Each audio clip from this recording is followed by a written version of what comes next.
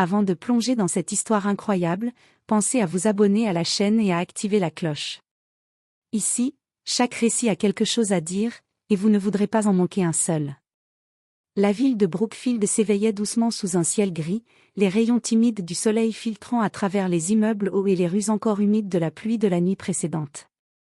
Dans ce décor urbain tranquille, la vie semblait suivre son cours, mais certaines vérités restaient cachées, tapies sous la routine quotidienne.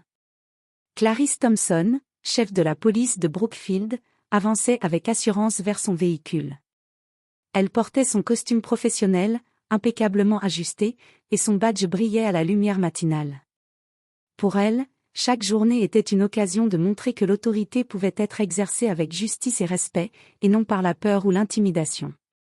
Mais ce matin-là, même Clarice ne se doutait pas que le destin avait décidé de la confronter à une épreuve particulière. Alors qu'elle démarrait sa voiture et roulait dans une rue commerçante, un véhicule de police surgit brusquement derrière elle. 2 agents en uniforme, visiblement tendus et impatients, lui firent signe de s'arrêter. Clarice obéit immédiatement, son calme habituel contrastant avec la tension palpable autour d'elle. Elle ignorait encore que ce simple arrêt allait déclencher une série d'événements humiliants, révélateurs des préjugés encore enracinés dans la société, et qu'il allait bouleverser sa journée, sa carrière et la perception que la communauté avait de se charger de protéger et servir.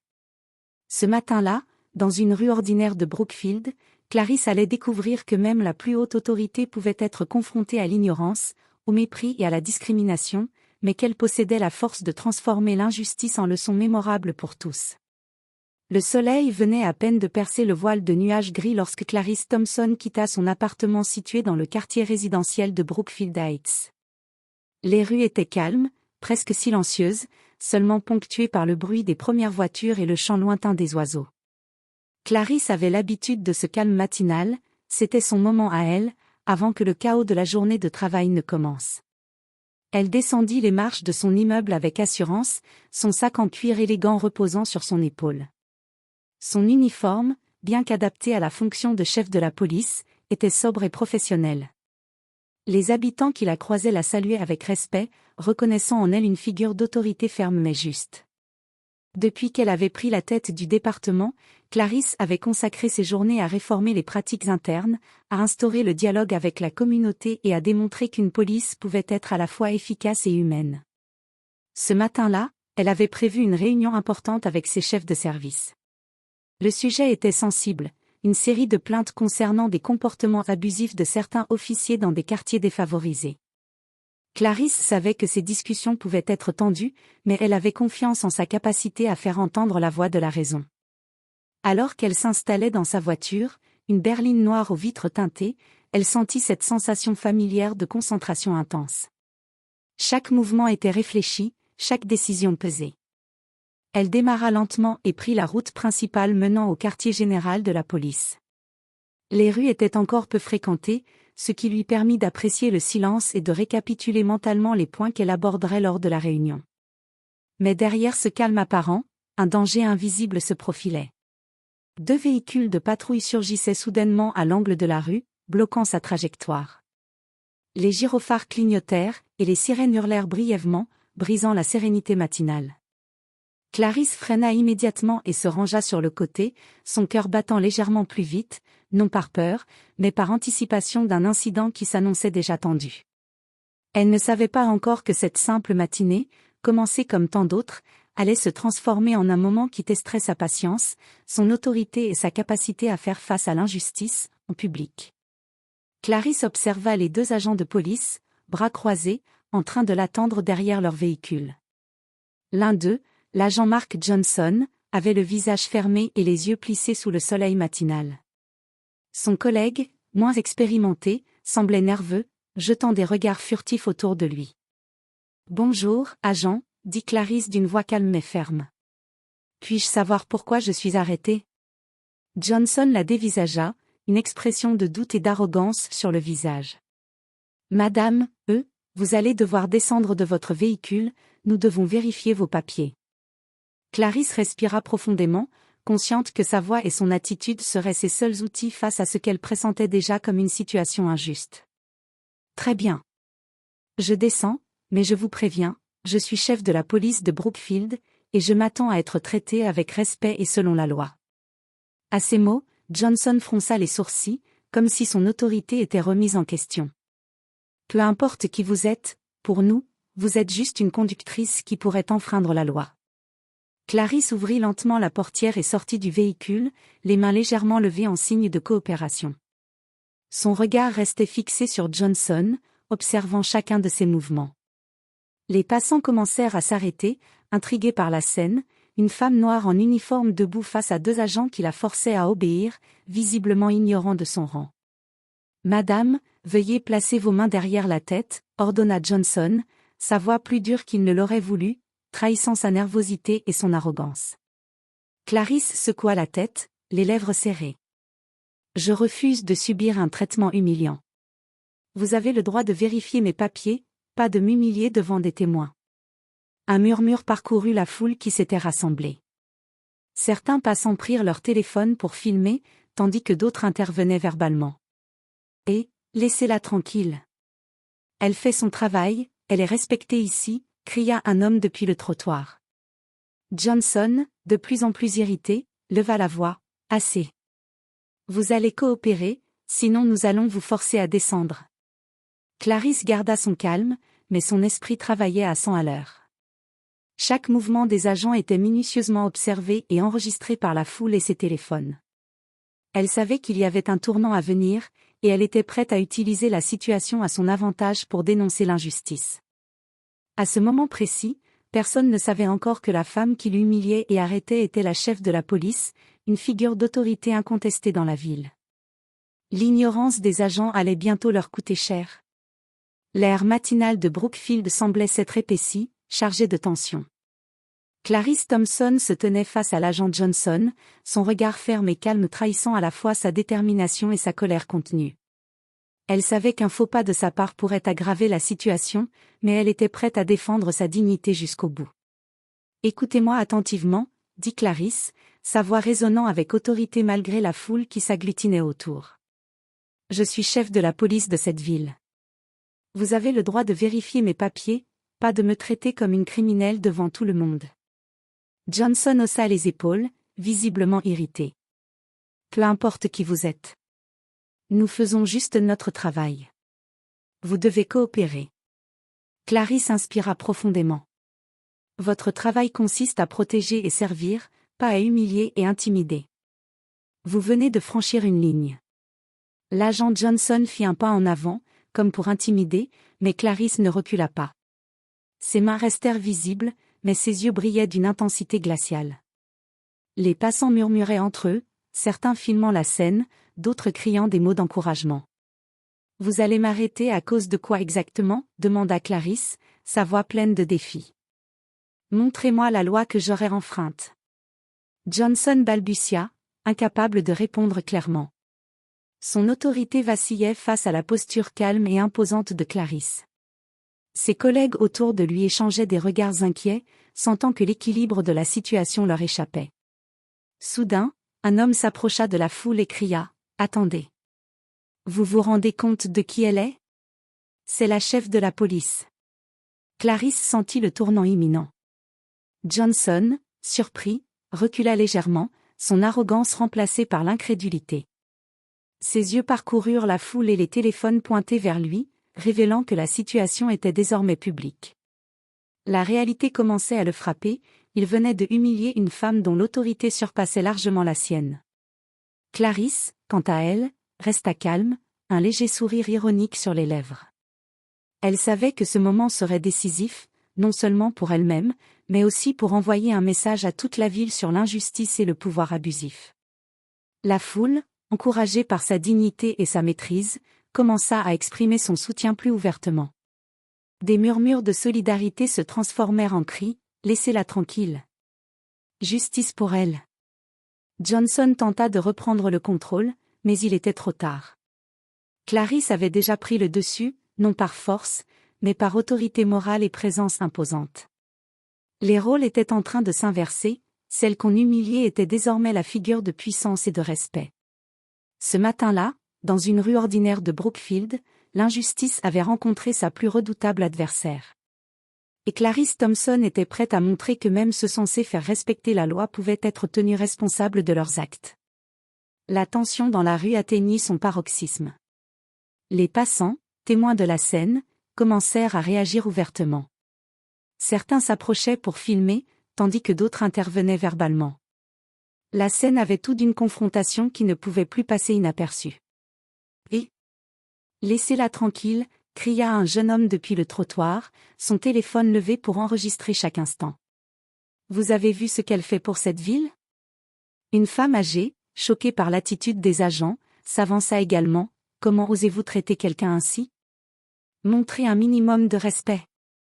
Clarice resta calme, observant les réactions autour d'elle. Chaque murmure, chaque cri, chaque téléphone pointé vers les policiers renforçait son sentiment de justice imminente. Elle savait que ces témoins deviendraient des alliés involontaires, et que leur soutien silencieux pouvait peser lourd face à l'injustice. Johnson, désormais visiblement déstabilisé, leva la voix, tentant de reprendre le contrôle. Reculez, vous n'avez pas à vous mêler de ça. Mais les passants ne l'écoutaient plus. Certains criaient, d'autres murmuraient des mots d'encouragement à Clarice. Une adolescente s'approcha, presque timidement, mais avec détermination. Vous êtes incroyable. Ne laissez pas ces hommes vous humilier. La scène était désormais en train de se transformer en un spectacle public. Des téléphones filmaient, des murmures se transformaient en voix fortes et solidaires. L'air de Brookfield semblait chargé d'électricité, comme si la ville elle-même reconnaissait l'injustice et voulait la dénoncer.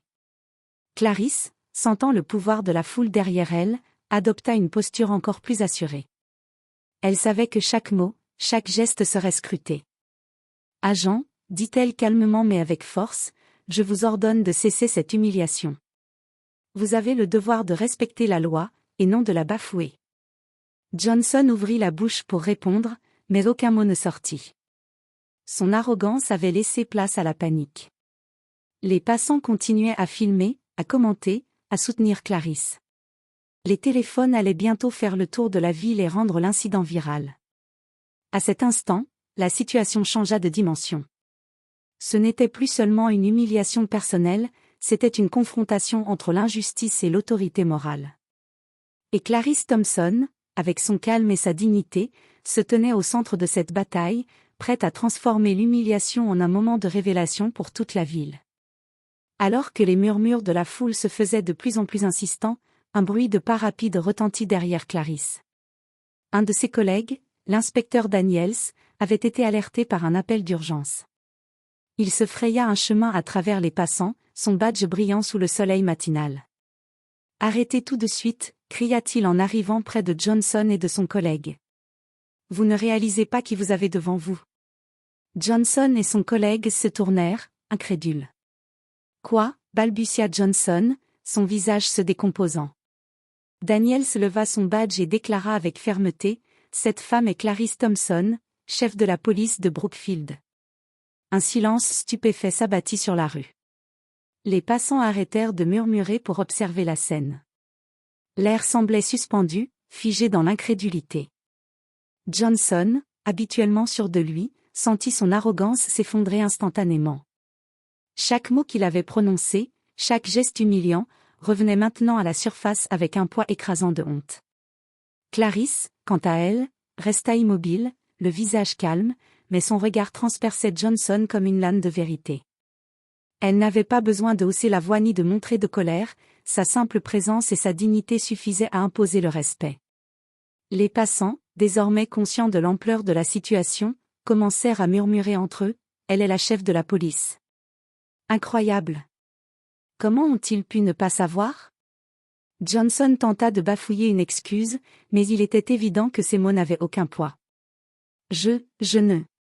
Sa voix s'éteignit sous le poids de la honte et de la surprise. Clarice fit un pas en avant, sa stature imposante et son calme glacé captant toute l'attention.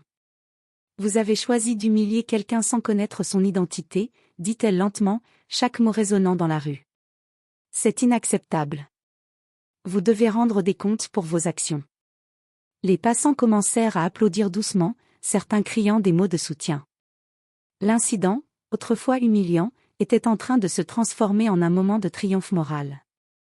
Johnson et son collègue baissèrent les yeux, conscients qu'ils venaient de franchir une ligne qu'aucune excuse ne pourrait effacer.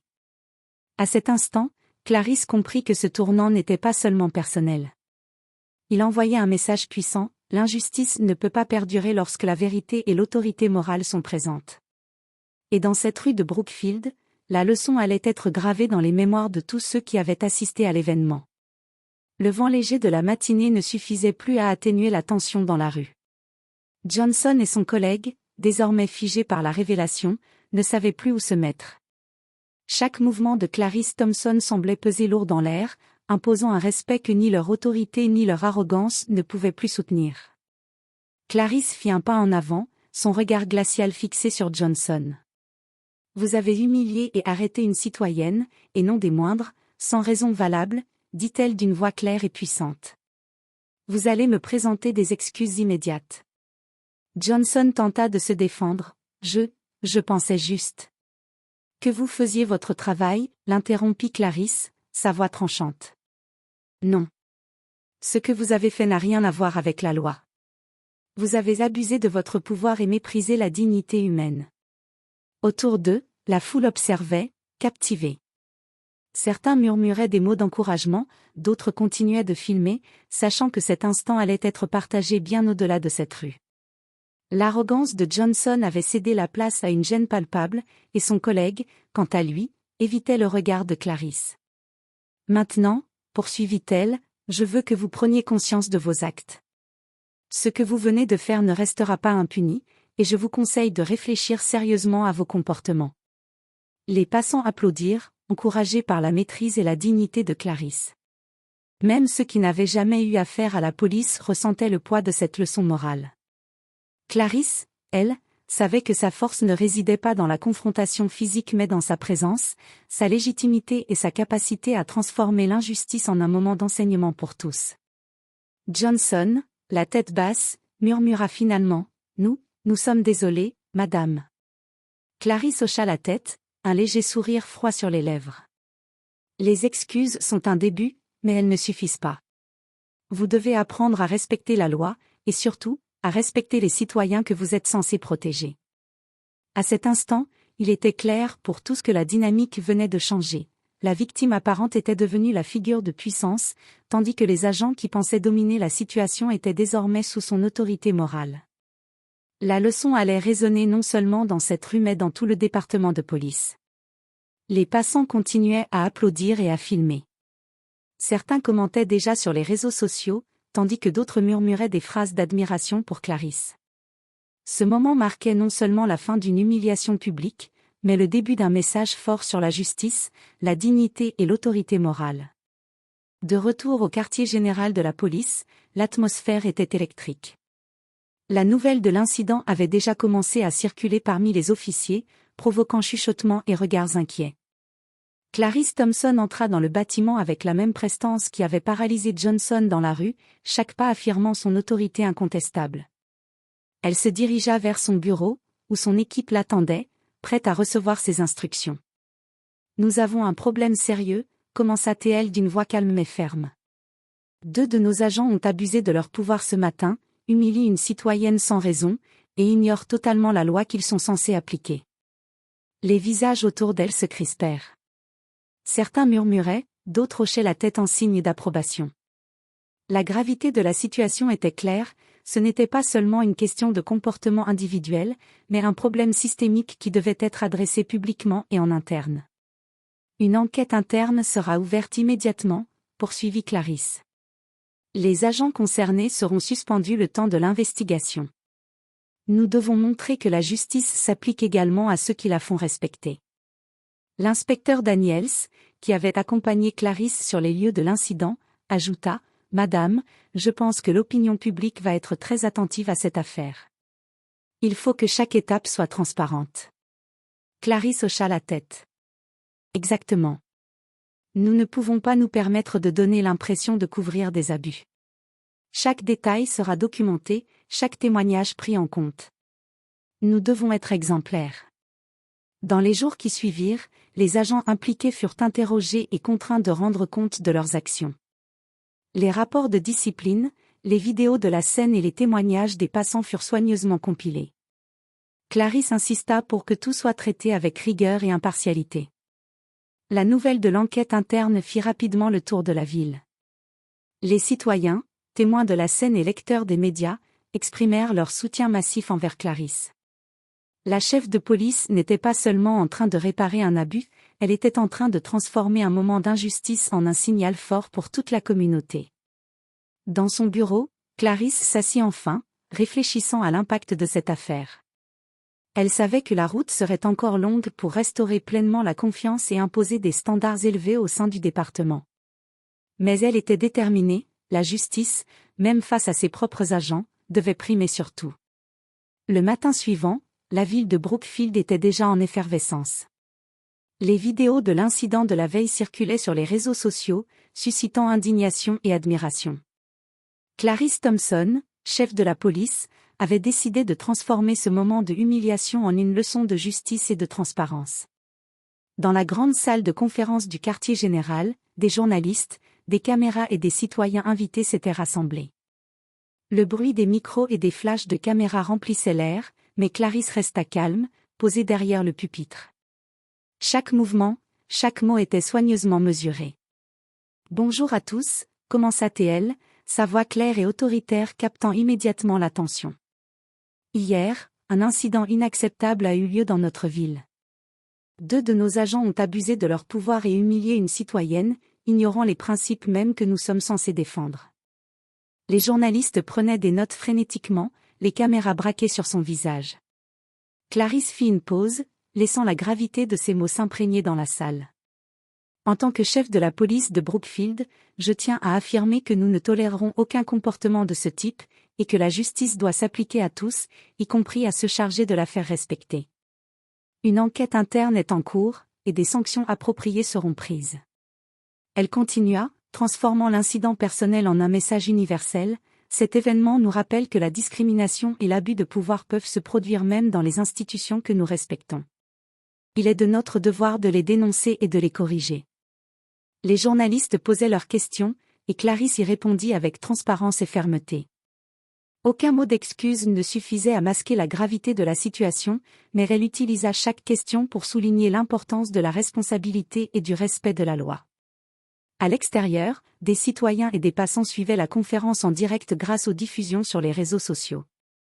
Les commentaires affluaient, des messages de soutien, de fierté et d'encouragement, reconnaissant le courage et l'intégrité de Clarisse. Ce moment ne fut pas seulement une réponse à un abus, il devint un symbole pour la ville. La chef de police venait de montrer que l'autorité pouvait être exercée avec justice, dignité et transparence, et que chaque injustice pouvait être transformée en leçon publique. À la fin de la conférence, Clarisse quitta la salle sous les applaudissements. Dans chaque regard, elle voyait le respect et la confiance renaître. Brookfield venait de vivre un tournant, et l'incident de la veille ne serait plus jamais seulement une humiliation, il serait un catalyseur pour le changement. La nouvelle de l'incident et de la conférence de presse de Clarisse Thompson se répandit rapidement dans toute la ville de Brookfield. Les vidéos et articles circulaient sur les réseaux sociaux, générant une vague de soutien sans précédent. Les citoyens se rassemblaient, envoyant messages et appels, exprimant leur admiration pour le courage et l'intégrité de la chef de police. Dans les quartiers résidentiels comme dans les zones commerciales, les conversations tournaient autour de cette femme qui avait transformé l'humiliation en force. Elle a tenu tête à ses policiers et elle a montré ce que signifie vraiment la justice, disait un commerçant, regardant son téléphone. C'est un exemple pour nous tous. Des groupes communautaires organisèrent des réunions pour discuter des mesures à prendre afin d'éviter de tels abus à l'avenir. Clarisse avait non seulement rétabli sa dignité personnelle, mais avait aussi déclenché une mobilisation collective. Les citoyens comprenaient que l'incident n'était pas seulement une affaire personnelle, il révélait des problèmes systémiques qui nécessitaient action et vigilance. À l'intérieur du quartier général, l'équipe de Clarisse suivait de près la réaction publique. Chaque message de soutien, chaque article, chaque vidéo partagée renforçait l'idée que leur chef avait inspiré quelque chose de plus grand que la simple résolution d'un incident isolé. La confiance envers la police, bien que fragile, commençait à se reconstruire grâce à l'exemple de leadership de Clarisse. Les agents suspendus furent confrontés à la réalité, leur comportement avait provoqué un soulèvement moral dans la communauté. Certains officiers, jusqu'alors silencieux, exprimèrent leur soutien à Clarisse, conscients que leur intégrité professionnelle reposait sur l'exemplarité de la hiérarchie. Dans les rues, les citoyens continuaient à discuter de ce qui s'était passé, partageant les vidéos et commentant chaque détail. Des hashtags commençaient à circuler sur les réseaux sociaux, glorifiant le courage de Clarisse et dénonçant les abus de pouvoir. La mobilisation était réelle, et Brookfield semblait se transformer sous l'impulsion de cette prise de position publique.